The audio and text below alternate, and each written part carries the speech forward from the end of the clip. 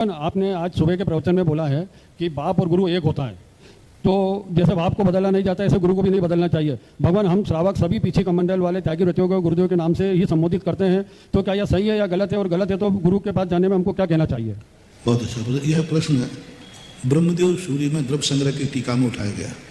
अभी 2 दिन से स्वाध्याय में चल रहा। गुरु उन्होंने 3 प्रकार के गुरु कहे, एक इष्ट गुरु, एक इष्ट गुरु, और एक गुरु जो है अधिकृत गुरु, और एक लोक सम्मत गुरु। एक देव में लगा लेना, अभिमत देव, इष्ट गुरु, इष्ट देव, अधिकृत देव, अधिकृत गुरु, लोक सम्मत गुरु, लोक सम्मत देव, ये 3 भेद उन्होंने किए।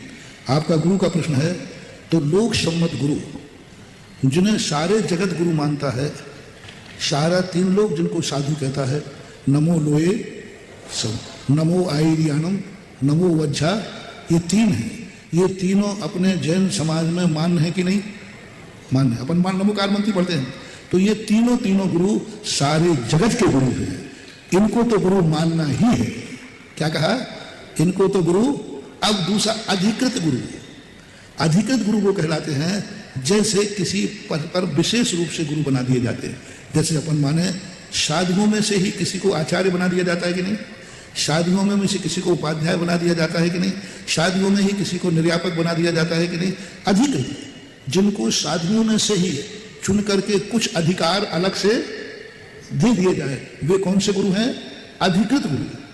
हमने 2-3 नाम दे दिए और देखा जाता है संघ में, भाई तुम पढ़ाने का काम करना, तुम, तो वे कहलाते अधिकृत गुरु। एक कहलाते इष्ट गुरु। इष्ट गुरु कौन कहलाते हैं?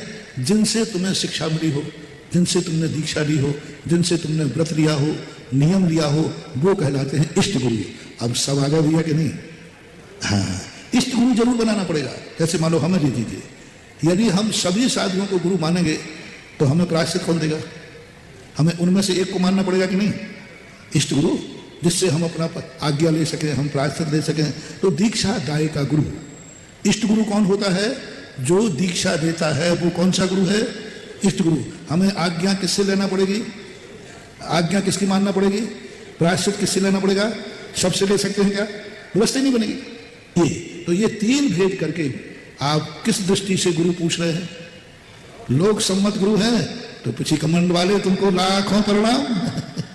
लेकिन उनमें से आपको अधिकृत गुरु की विशेष, लोक सम्मत गुरु की जो अधिकृत गुरु हैं उनकी अलग से व्यवस्था बनाना पड़ेगी। और जो तुम्हारे इष्ट गुरु हैं, जिनके माध्यम से तुमने व्रत लिया है, मोक्ष मार्ग में आए, जिनका तुम्हारे ऊपर उपकार है, जिनका तुम्हारे ऊपर उपकार है, वो कहलाते इष्ट गुरु।